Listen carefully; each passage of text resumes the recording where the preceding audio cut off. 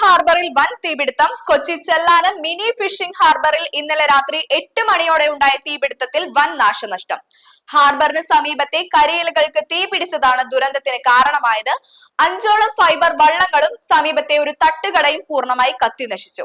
അഗ്നിശമന സേന മണിക്കൂറുകൾ പരിശ്രമിച്ചാണ് തീ നിയന്ത്രണ വിധേയമാക്കിയത്.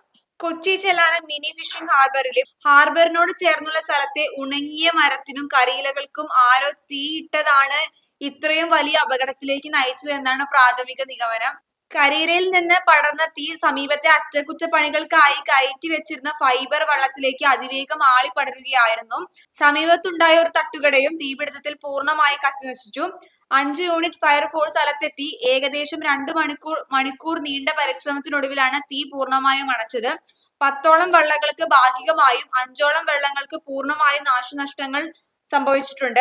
ആളപായം ഒന്നും റിപ്പോർട്ട് ചെയ്തിട്ടില്ല എന്നത് ആശ്വാസകരമാണ്. എങ്കിലും മത്സ്യത്തൊഴിലാളികളുടെ ഉപജീവന മാർഗമായ വള്ളങ്ങൾ നശിച്ചത് പ്രദേശത്ത് വലിയ ആശങ്കയ്ക്ക് കാരണമായിട്ടുണ്ട്.